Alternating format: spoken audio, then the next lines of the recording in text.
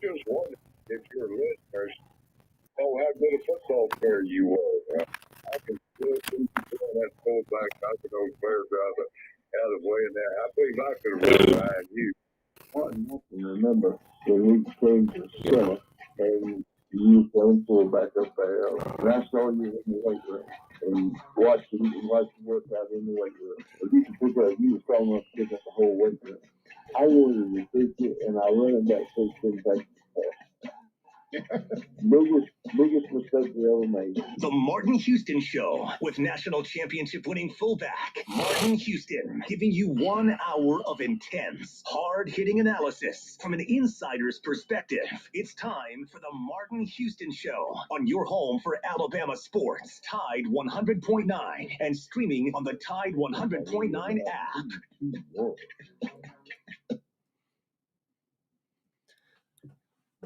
Good morning. Welcome into the Martin Houston Show on Tide 100.9 on your radio dial, the Martin Houston Live fan page on Facebook and YouTube, as well as at Martin Houston 35 on Twitter. I want to welcome you into a Friday edition of the Martin Houston Show, and I'm going to be joined by X's and O's co-host, Os-Xavier Houston. X's and O's Sports. We will kick things off here in just a moment. But before we do that, I want to remind you that this is a day that the Lord has made. So let's rejoice and be glad in it. Take some time today to notice someone, love someone, serve someone, be the difference you want to see in the world today. We're going to continue with some of the conversation from yesterday. But before we do that, good morning, X. How you doing, sir? Good morning. Doing good. How are you today? Doing great. Blessed to have another opportunity to talk Alabama sports and be a difference maker in the world. So excited about what that opportunity presents and holds for us. We'll keep some of that coach of the day conversation going. We really didn't get to the defensive side of the ball. And you also brought up an interesting angle on the offensive side of the ball regarding the offensive line. So we'll talk a little bit about that. We'll also talk about, is Will Anderson 100%? And a poll question that was generated by something Joe from Tuscaloosa brought up yesterday. And I wanted to see how the fans felt because I was getting a few reactions from the fans before we went off the air. And the poll question that you still have time to respond to at Martin Houston 35 on Twitter is players fake or real. Doesn't matter if they're faking it or real, go down with injuries and it stops the other team's momentum. Do you think these players should have to set out for a minimum number of plays? Didn't say how many plays, just a minimum number of plays before returning to the field. Yes or no? Interesting response so far. But want to get our listeners and chatters and viewers involved in on that conversation. So you can go out to at Martin Houston 35 and respond. We'll bring that question into the conversation a little later on in the program. Love to hear your thoughts. And you can call and be a part of the program at 205-342-9904,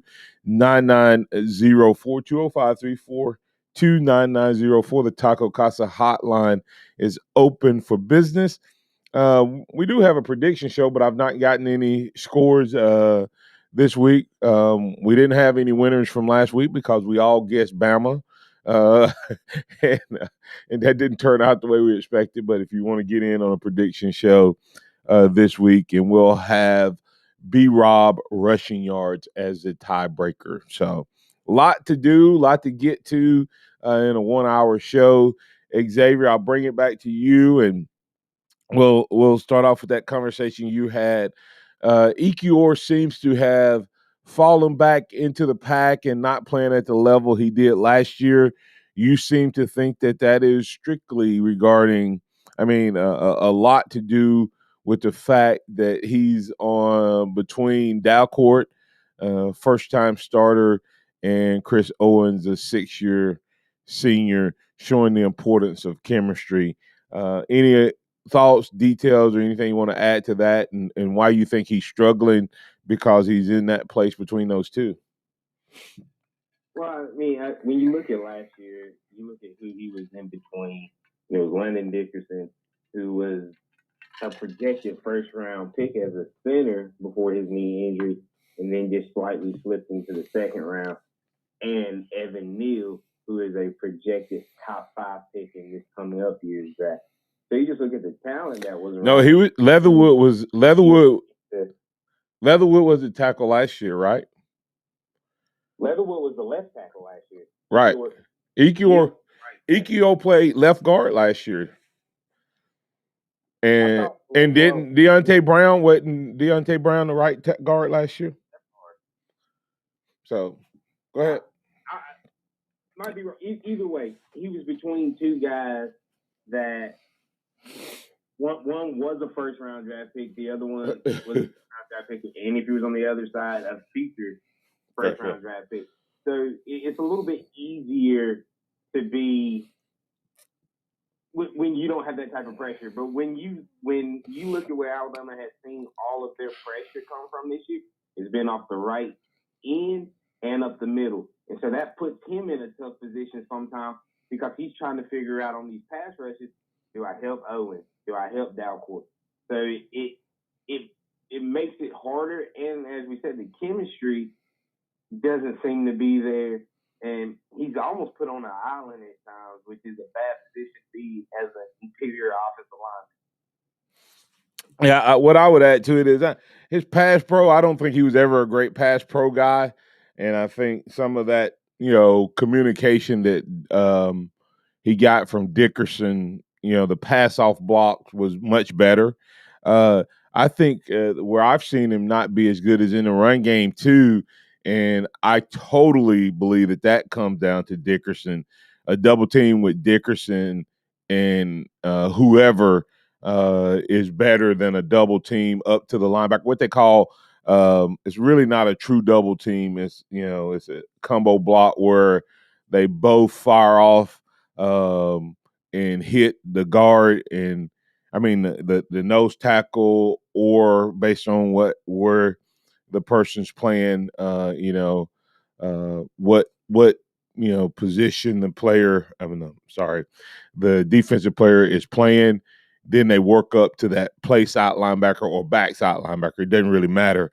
I think that Dickerson was a difference maker there. So I think that's a good spot by you in terms of what may be off in this game, but he just doesn't seem to be the same player.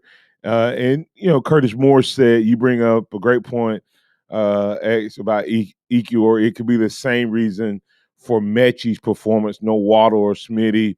Curtis Lewis brought that up earlier in the week. So that kind of Mechie having the benefit of having not being the main guy may have made him appear to be better. Do you feel like Mechie is still a guy that he may not be an early guy, he may not leave this year, but do you think Mechie has the tools to be, a first round type wide receiver if he continue to improve this year and or even coming back for next year? I think for Mechie, it comes down to consistency because if you look at it, he still leads the team in catches, but he's not explosive. He's not a take the top off guy. He's not a real wiggle guy like some of the guys we've seen in the past. 36 catches, 36 games. It's been a very solid performance. It's just that sometimes he seems to disappear. So as a true number one, I'm not going to say he is. Could he work his way into being a true number one, still potentially a first round draft pick? Sure, but I think he'll have to come back for his senior year to realize that dream. But I haven't been disappointed in his performance this year. It's just not what we expected because we were expecting him to be the number one versus it appearing to be Jameson Williams. And not just that, is we're comparing a guy to to the last four receivers we've had who have all been not just first rounders, mid to high round first rounders. So you're not talking about guys that were just squeaking into the first round. There's a lot of Yeah. draft picks between what a first rounder could be. So he still has about 15 more slots before he falls out the first round, and still would not be as good as the guys before him as a whole. So maybe he'll continue to pick it up. Let's flip over to the defensive side of the ball. What are you seeing there? And if you're the coach, what would you be doing differently right now? Defensively, there's not that alpha dog. There's not that mentality that we're used to seeing on the defensive side of the ball, especially at the inside linebacker position. You look at since Coach Saban has been at Alabama, that middle linebacker has played a significant role in everything from the Rolando McClains up through the Rashawn Evans, and you just talk about the first round draft picks and superstars that we've seen through that stretch of time. And we had that in Dylan before his knee injury, and he just wasn't able to shape back to be the same. And we were really expecting to have that this year because Christian Harris was forced into the job as a true freshman, got some experience, was the leading tackler last year on the team, and then of course Henry Toto coming in as a transfer, and we haven't seen that out of either one of them. Both have been extremely inconsistent. Sometimes they look like the man, and sometimes they disappear. And that's last week. What was that? I was gonna say that's probably the surprising part to me is it's actually been what 4 years since we had a alpha dog. We just really, when you really look at it, I don't know that we've had it in Pete Golding's era, and so that's where you have to ask yourself. We haven't had it since since before Dylan's knee injury. So the last 3 years, I think Dylan was that guy as a sophomore, and we would have gotten it if he had stayed healthy. But since his knee injury, we haven't had that. So it's going on 3 years, and maybe it's due to coaching at this point because the talent's there. You look at a guy like Toto at Tennessee, that hasn't translated. Yeah. Not at all. Not at all. I mean, you watched him play at Tennessee, and he's everything you would want in a middle linebacker. And I, like I said, and I have to ask myself, is it the Bama standard that he's struggling with, and the reason we're not judging him correctly, or is he just struggling with this transition in general? And then, of course, really quickly, do we have an alpha dog at any of the other levels? Even though Barmore, it was kind of interesting. Barmore didn't play every down last year, but it was obvious when Barmore was on the field. And are we missing that on both levels as well? And how do you fix that? I definitely think Will Anderson is by far, especially after what he came out and said this week and talking about living up to the Alabama standard. I just don't think he's healthy. After that shot to the knee took against Mercer, him coming out competing in every game, that takes a lot. That takes a lot of heart. Some guys would have, at least missed a week or two, but he's been out there fighting. So I definitely see him as an alpha dog and that leader of the team. He's just not at 100%. So I think that affects how he's able to perform on the field. Secondary, I don't see that guy. We're used to kind of having that guy in the secondary. When you go back to the Mark Barron, to the Minka Fitzpatricks and Eddie Jacksons, that seems to be missing as well. All right, you kind of touched on it. We talked about is Will Anderson healthy, and what's the impact of Drew Sanders? What's the impact of not having an alpha dog? All of those things will be brought up on the other side, as well as this is just a quick sidebar. And what can we do, or is there a player, or is there a a move you can make that could help this defense begin to move toward that defense we thought it could be? If so, what's the move or moves that need to be made if we're going to get at this defense? Because we're going to need this defense to be the type of defense we thought it could be if we get into, no pun intended, a dogfight if we make it to against Georgia. We're going to need the defense, not just our offense, to beat that team. We'll continue the conversation right here on the Martin Houston Show. You can be a part of it, 205-342-9904. The Taco Casa hotline open for business. Don't forget about Overflow Express Wash. Overflow Express Wash, location in Northport and in Tuscaloosa to serve you. Get your car clean inside and out. That's overflowexpresswash.com. Tide 100.9 traffic.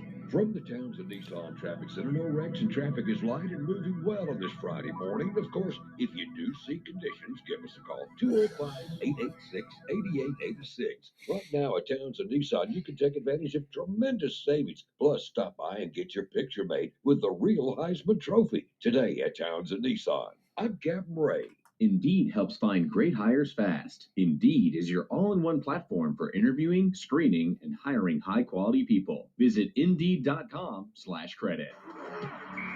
Don't miss a play at the Sportsbook at Pearl River Resort. Your front row seat to all the action. Place bets on all professional and most college sports at the counter, kiosk, or on your phone.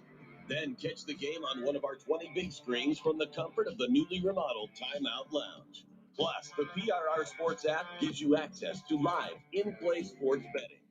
Sportsbook at Pearl River Resort. Be more than a fan. Be a player. Must be 21. Has the pandemic affected your business? Even with more and more customers going online in the past 5 years, online business has grown greatly due to the pandemic. Now more than ever, it's important to have a strong online presence so that customers can find your business and products easily. That's where Townsquare comes in to help. Go to mylocalcustomers.com for a free competitive analysis to see how your business stands up to the competition. And if you're one of the first to sign up, you'll get $500 in free advertising on this radio station. That's mylocalcustomers.com.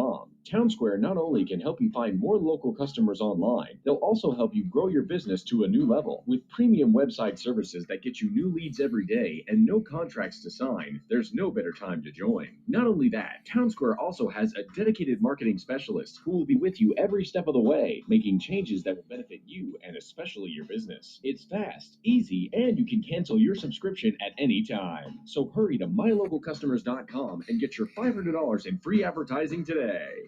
Tide 100.9 Tuscaloosa weather. One more day with unseasonable warmth. Skies partially sunny today, the high 87. For tonight, becoming cloudy, abandoned showers moving through after midnight, the low at 58.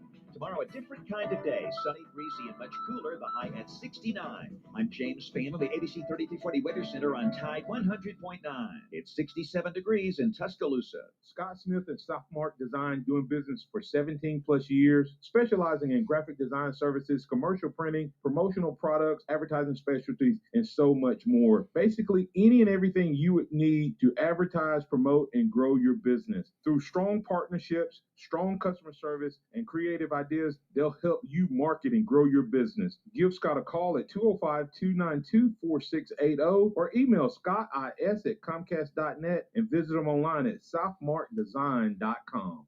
Interact with the Martin Houston Show by calling us at 205-342-9904 or tuning into the Martin Houston Show on Facebook.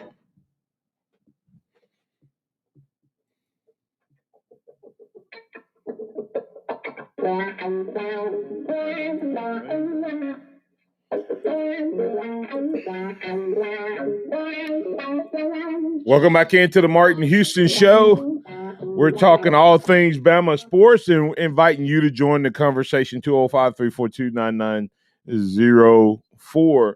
Sophomart Design, the official outfit of the Martin Houston Show. Go check them out for your promotional needs, whether you're looking for gear to hand out, promotional items, or you're looking for great apparel. Sophomart Design, southmarkdesign.com, the official outfitter of the Martin Houston Show. All right, X. We're talking Bama and talking their defense and what needs to change, and of course, Curtis Lewis said, "Your defense takes the personality of the DC. Golding has never coached or played linebacker. I don't know if that's true or not, but I hadn't looked at that. But he says move or fire Golding, and then elevate Kelly." Let's look at the coaching staff, Alabama's coaching staff, and kind of tell me if you feel like when you really look at it, does either one of these guys, I mean, what do you feel about the coaching staff? Just give me a grade as I call out their name. Defensive side of the ball, Pete Golding, grade. C. C. Sal Sunseri, outside linebackers. B plus. I mean, he's dealt with injuries, so that you can't blame him for that. And they have played well. So dang, you must be a hard grader then. Freddie Roach. I mean, B plus, A minus. I give Sal an A. I mean, I think last week's game with a healthy Will Anderson and a healthy Drew Sanders, I think would be, a little different game and possibly the difference between a win and a loss. But and in the other games, I think other than the Florida game, they played extremely well. But I mean, you giving the grade, that's fine. Freddie Roach. He's probably been a B plus. Mathis helps him out a lot, but the rest of there's a little bit of an inconsistency as far as pass rush and getting disruption with the other guys. All right, that's D-line coach. And then Charles Kelly, associate defensive coordinator and safeties. He gets probably a C plus. And then Jay Valier. I'll give him a B because the cornerbacks have, if you took away the penalty, the cornerbacks haven't played bad this year. Armar Davis hasn't really given up any big plays, and neither has Job as far as allowing guys to catch passes on him. Joe's making a lot of pass interferences. That's been he does, which is surprising. So technically, we don't have anybody that is grading as an A as a defensive coach. So it's going to be hard for your team to be performing much higher if you don't feel like the coaches are performing that high. So, is it time for a shakeup with the defensive staff? And do you think this defense gets better if you put Charles Kelly, who's the associate defense coordinator, give him the full responsibility? You have three former coordinators on that. I mean, three coordinators, two former and the current coordinator, plus Coach Saban coaching this defense. So are we potentially missing on talent?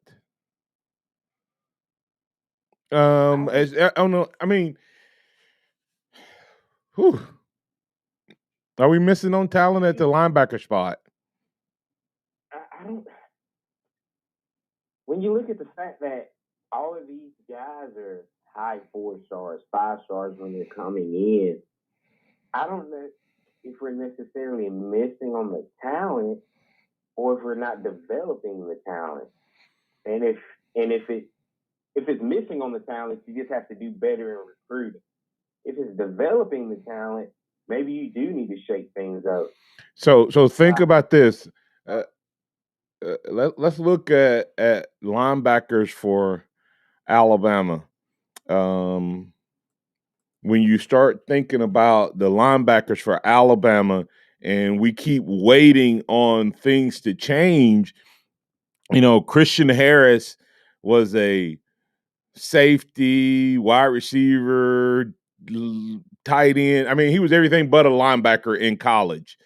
And he's been the best guy at linebacker since he's been here. And he really wasn't. He didn't play linebacker. So is that just pure talent that's working for him? Then we brought Toa in and thought that was going to take this defense to the next level, and we've not seen that happen. And then you start going, okay, who else? Who else do you have? You got Jalen Moody. I'm speaking of inside linebackers right now. You got Jalen Moody, who is a 6-year guy, 5th-year, 6-year guy that we're now starting to ask for him, and saying, hey, maybe the cerebral guy can help us be better. But then from guys that we thought, hey, Deontay Lawson, Jackson Bratton, we know Shane Lee. We saw what he did as a freshman. He's not. Demore Kennedy. Why are none of these guys, Kendrick Blackshire, someone mentioned his name on chat as being an alpha dog. He looks the part. I don't know if he plays the part. But, I mean, that's some big-time names to not get any – they're not getting any reps. So it's either you're missing on talent, these guys are overrated, or we are just not developing. And if we're not developing talent, then it's going to be a multiplication factor of when you have guys that play as much as these guys have played, when they leave and you're not developing the guys behind them, you're going to even have a bigger drop off, Xavier. Yeah, well, you look, Alabama, as far as the linebackers go, historically haven't rotated those guys a ton. You know what I mean? When it was Rolando and Dante, it was Rolando and Dante. It was Dante and CJ, Nico and CJ. That inside linebacker position has never had a lot of rotation. But those guys were first rounders. You don't. Yeah, those guys were the cream of the crop. But now it looks like it could be effect unless those guys are just top 20, top 30, just pure talent. It might be an effect because all those guys that you mentioned, redshirted last year, haven't played a ton of snaps. Period. Bratton, Kennedy, Blackshire, we've seen them on special teams. So I think there has to be and Coach Saban has an NFL background, and in the NFL, you don't sub a lot. You don't rotate a ton, except for those few key positions like running back, wide receiver, tight end. And that's the mentality he's brought to college, and sometimes that can have an effect. But here's the other part I would say is, we always knew who the next guy was because of their special teams play. You always. I mean, you knew who that next linebacker was going to be because of the way they played special teams. They always flash. Other than the one hit by Blackshire this year, what have we even seen in that capacity? Well, I mean, I don't think Bratton's been on the field on special teams. I think Kennedy a little bit. Lawson had a great spring, but once again, it's kind of like a Jai Hall. These guys have great springs, and you don't see him playing the ball. So I don't know what the deal is with him. I still feel like Moody has gotten the short end of the stick. He should have gotten more of an opportunity than he's gotten. So I'm not really too sure. Harris and Toa have left a lot to desire for. So I really don't know what we're going to do, especially moving forward, because you're not having young guys break in. In the past we've seen kind of a veteran guy with a younger guy that leads the way, while you have a third guy on special teams that you know that's going to come in and fill that gap when that veteran guy leaves. Will we be breaking in 2 new inside linebackers next year who haven't played very much at all? Very likely. So I don't really see Toto or Harris coming back. So I think we're going to see a Blackshire and a Kennedy, a Lawson, Bratton, whatever it shakes up. Maybe Sean Murphy, the big recruit that we have coming in. But I definitely see us breaking into new linebackers. which kind of scares you a little bit. And will we be back where we were a few years ago with Harris and Lee? So that's what you have to think about. Curtis Lewis said, look at Quentin Williams, Christian Barmore. When they got in, it was late in their time at the capstone, and then we only had them for a year because we claimed they weren't ready. Development on defense is lacking for the last 4 years.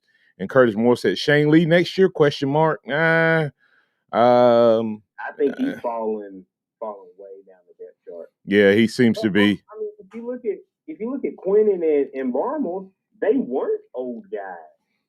They both left after their redshirt sophomore year. Yeah, so these guys, they didn't have it's not like they were sitting on the sideline until they were seniors. But the thing about it is, we as fans were asking for them to play more the year before, and they were only getting to play sparingly. And that's the point is that the guy, like especially Barmore, I just resolved that it was something that he just couldn't learn and it couldn't be trusted except for on pass rush until last year. Because when he would come in, he flashed. You could go, okay, this guy can play. And I see some of that in a couple of guys now. And I'm like, why don't they play more? And I don't know the answer to that. So Smith's definitely one of them. Yep, he definitely is. So let's get the break here. Coming back on the other side, we'll talk a little bit about Alabama, Mississippi State. We'll talk about the SEC. We'll talk about this injury. We'll just bring the poll question up. The listeners kind of surprised me, and we'll get to Robert from Mobile on the other side. You listen to the Martin Houston Show on Tide 100.9. Tide 100.9 traffic. From the Townsend Nissan Traffic Center, no wrecks and traffic is light and moving well on this Friday morning. Of course, if you do see conditions, give us a call, 205-886-8886. Right now at Townsend Nissan, you can take advantage of tremendous savings. Plus, stop by and get your picture made with the real Heisman Trophy today at Townsend Nissan. I'm Captain Ray. Hello, this is Martin Houston with the Martin Houston Show, and I want to tell you about one of our great sponsors, Overflow Express Wash. Their mission is to provide great customer service with a showroom clean car and an exceptional customer service experience. They have the basic car wash that starts at $7, but you need to check out the premium wash packages, which start as low as $12 and go up to $20. They also have a membership wash club that you can get for starting at $23.99, going up to $39.99. In other words, just double the regular premium package, drop a penny, and you can be one of the great members of Overflow Express Wash. My family and I keep our cars looking good inside and out by using Overflow Express Wash. They're located on Skyland Boulevard right next door to Alabama 1, or you can find them online at overflowexpresswash.com. Andy Phillips and his team look forward to making you a part of their team. It takes 2 vaccines to help protect you this season, the flu and COVID-19. And now you can get both shots at the same visit. Learn more at cdc.gov/vaccines. With the help of Cheerios Oat Crunch Almond, I get everyone's morning started with a smile. It has a delicious and hearty combination of the Cheerios you love, whole grain oats, and sliced almonds for an extra crunchy crunch. That's how I set the rhythm for a great day. Look for Cheerios Oat Crunch Almond in your local grocery store. Nick Saban calls it the process. John Maxwell said that everything rises and falls on it. And Coach Wooden said, it's what you learn after you think you know it all that makes the difference. What am I talking about? Leadership and personal development. Is your organization, your school, your church, your family, are they receiving the proper level of leadership development and personal development? If not, the Empowerment Center for Leadership and Mentoring can help you with that. We have our pep talks, which is a 1 to 1.5 hour lunch and learn, which we can customize to meet your needs, or we have some topics that we present that we know can help your organization. And if you're looking for one-on-one mentoring and coaching, we can also assist you with that. Visit peptalks35.com. That's peptalks35.com, or send an email to martin@martinhouston.org. That's the Empowerment Center for Leadership and Mentoring. Welcome back to the Martin Houston Show, the sound of Bama sports. Your show, your team, on your home for Alabama sports. Tide 100.9 and streaming on the Tide 100.9 app. Welcome back into the Martin Houston Show. Let's look at getting Robert in. Robert, from Mobile, you're in with the Martin Houston Show with X's and O Sports. Xavier Houston, what's on your mind, sir? Hey, guys. But to the Pete Golding apologists out there who think we all just pick on them. So one guy called Ryan show yesterday. Pretty much read Ryan the Ryan act over. We all know how much Ryan loves Pete Golding.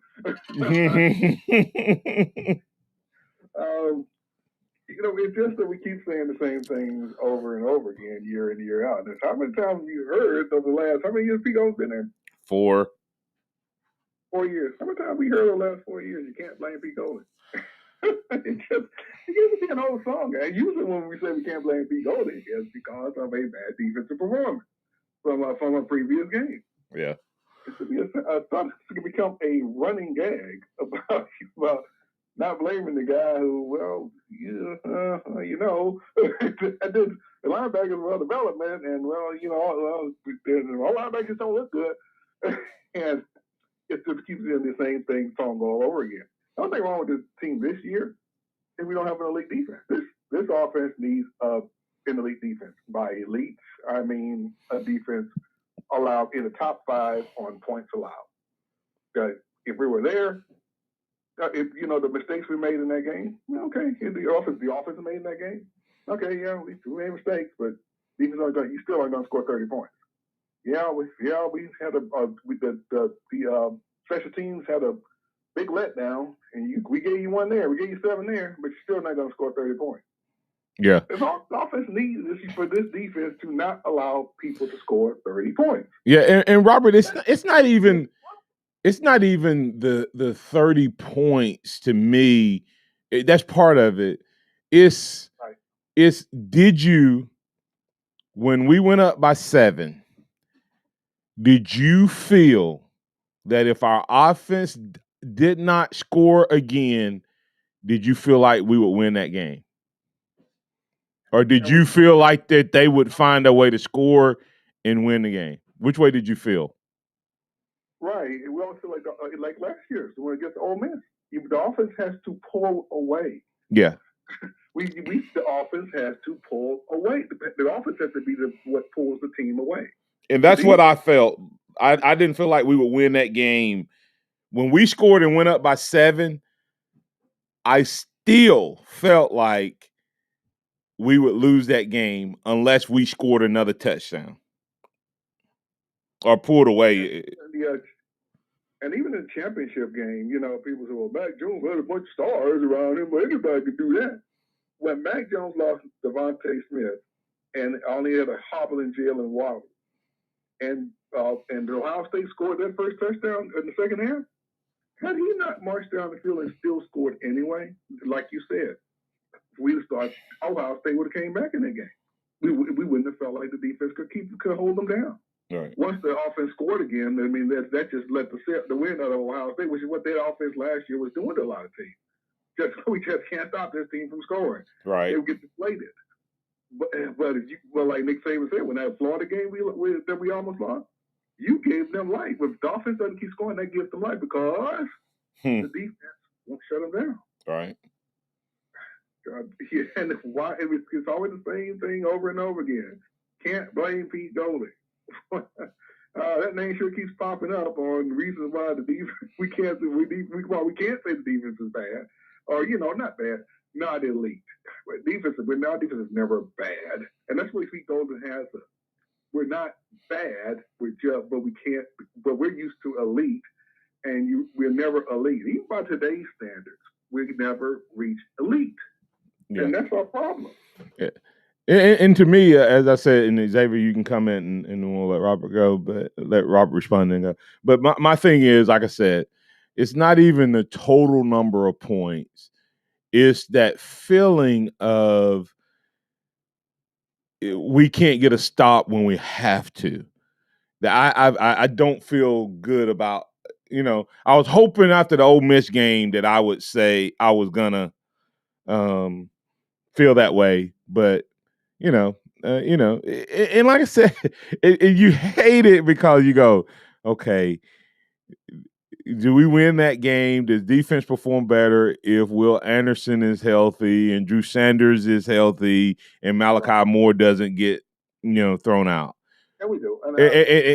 And so then you go, okay, so was it Pete Golding?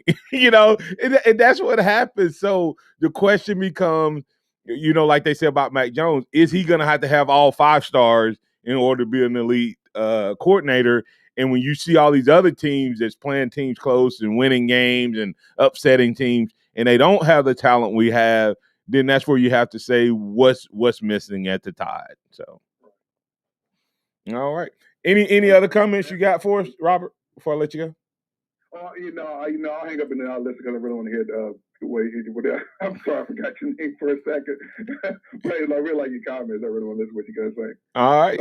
Thank you, sir. You guys are right. I'll catch you later. All right. Thank you, sir. All right, X, thoughts on what Robert had to say? There's some truth in it. I'll say this: when you look at how the defense performs, and he brought up the Florida game, and he brought up the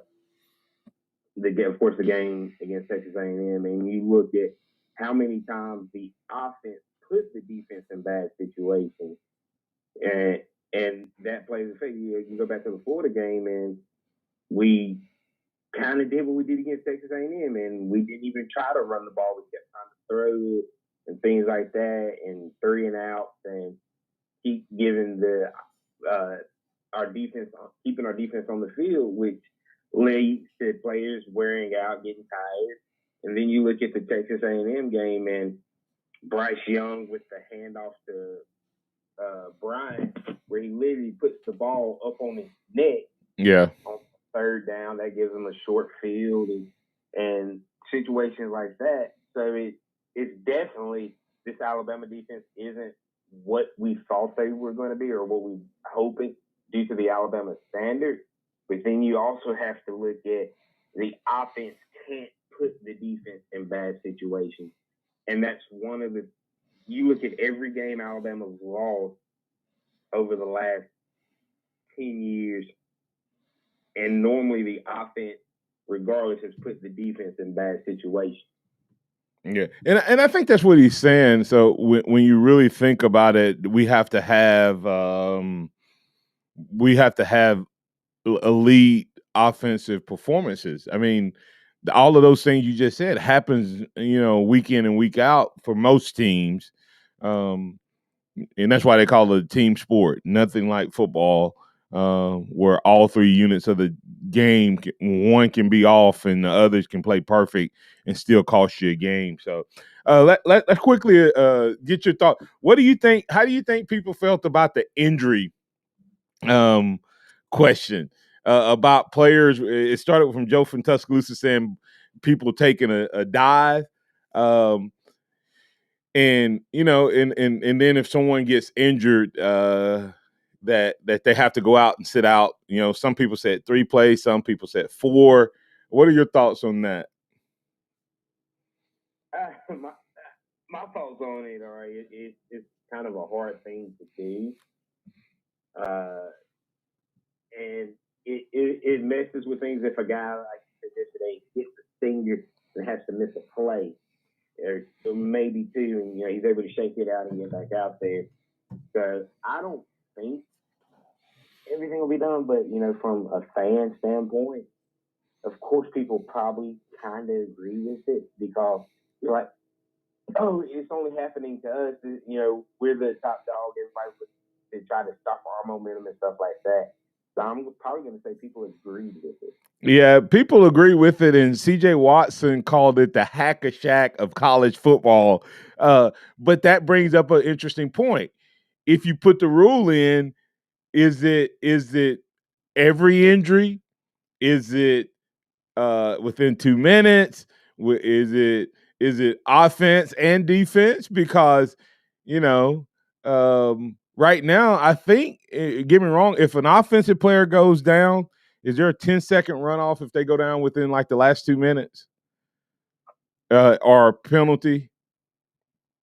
Is that or you lose a timeout? Huh? Yeah. I know that's in the NFL, but I couldn't remember if it was in college. Do it now?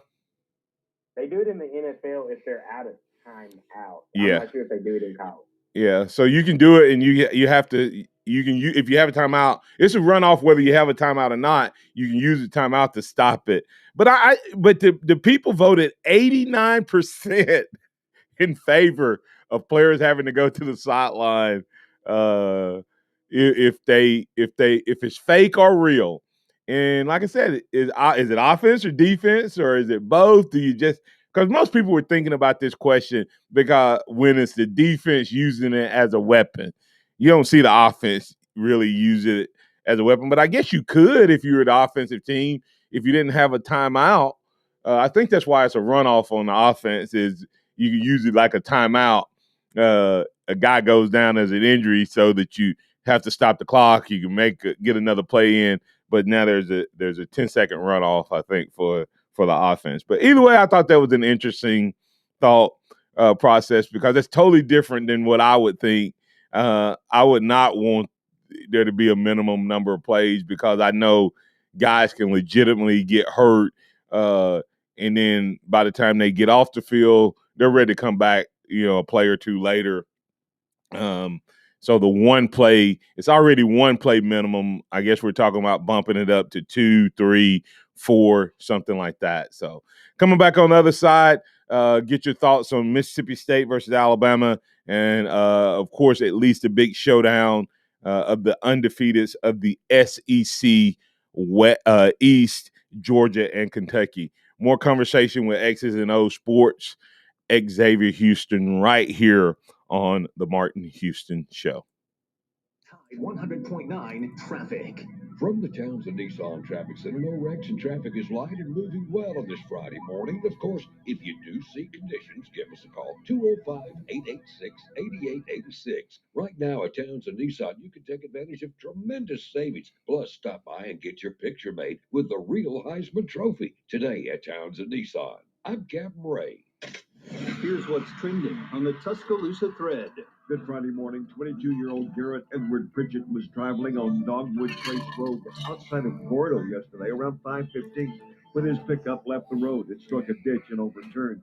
Pritchett was not wearing a seatbelt at the time of the accident and was pronounced dead on the scene, according to the Aliyah State Troopers. Click TuscaloosaThread.com for more local news, sports, and weather coverage. It's absolutely free.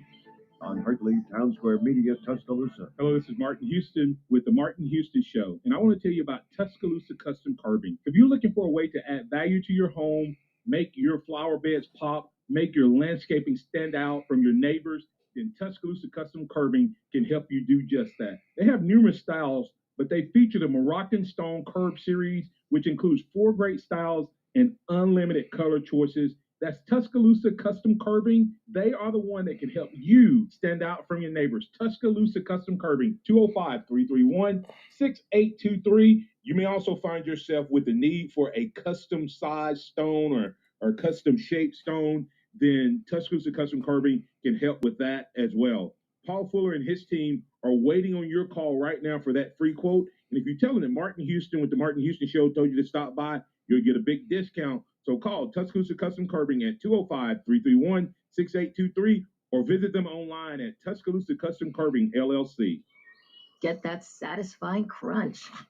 Now with 20% more honey. Try a delicious Nature Valley Oats and Honey Crunchy Bar with more of the honey you love. Do you have 3 ex-wives and your current trophy wife wants a life insurance policy 3 times the size of the policies you had to purchase for your previous mistakes?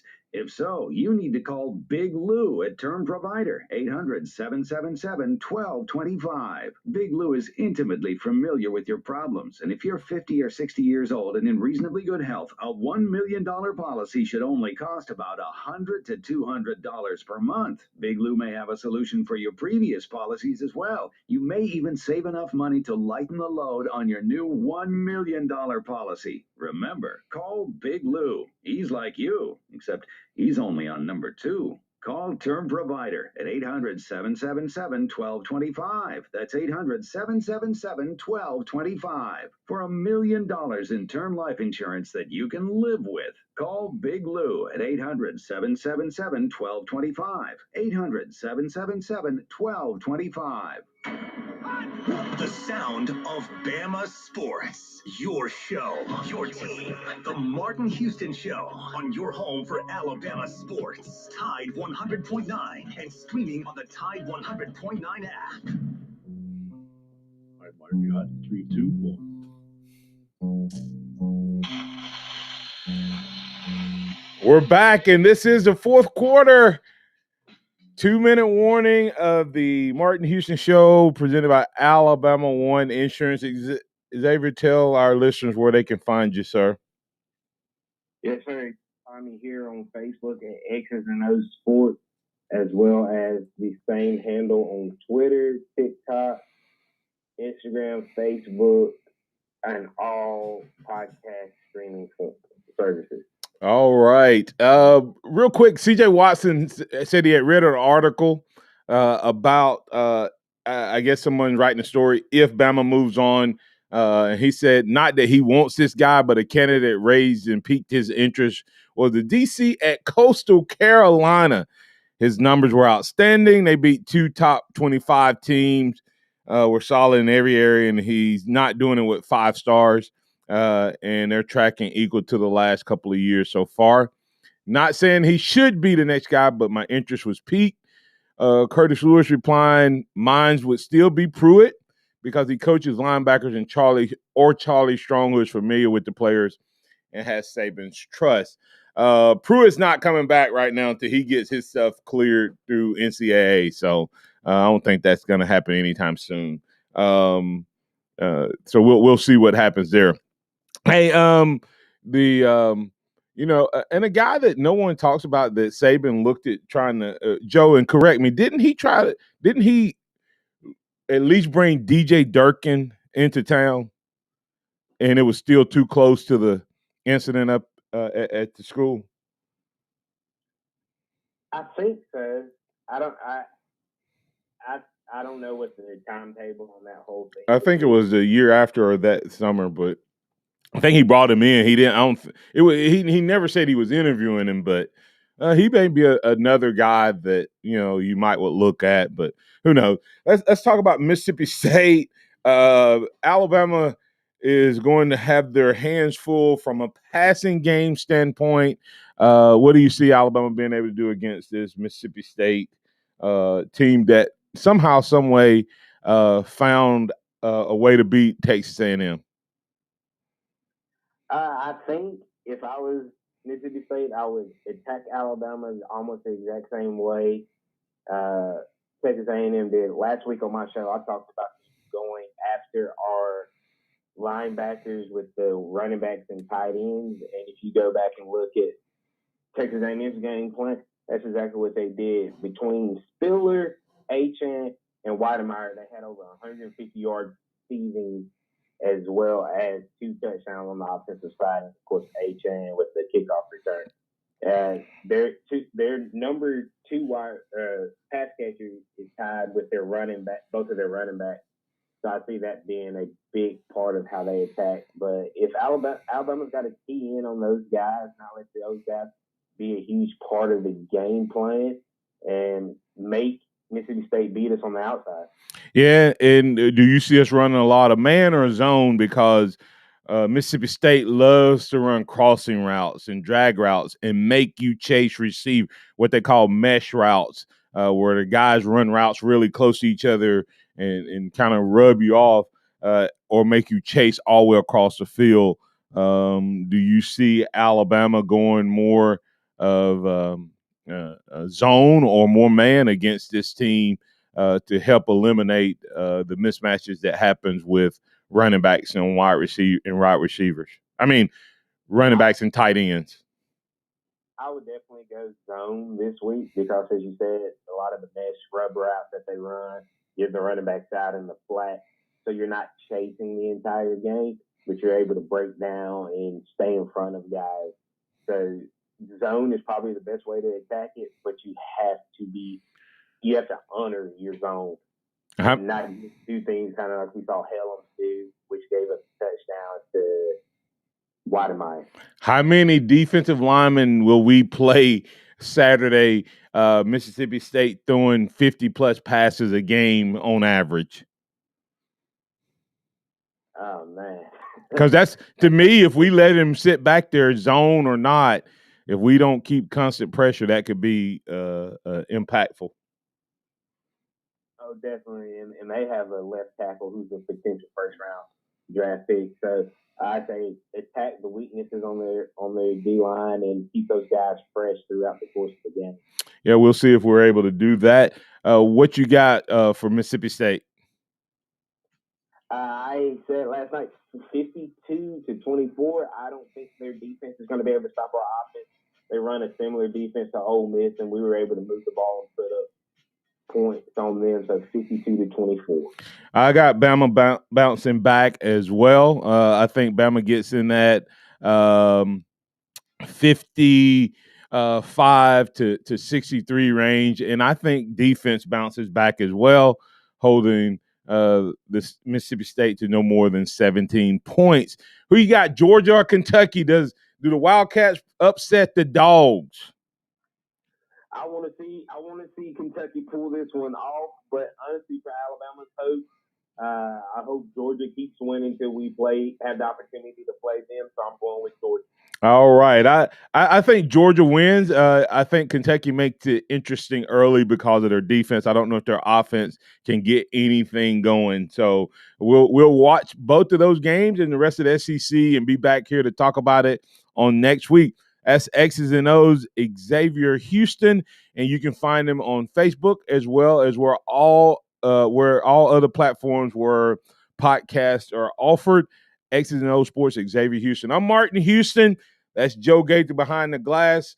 Remember this: trust in the Lord always, lean not your own understanding, always acknowledge Him, and He will direct your paths. Roll Tide, and we look forward to seeing you on Sunday at Harvest Church. Thanks, and have a blessed day.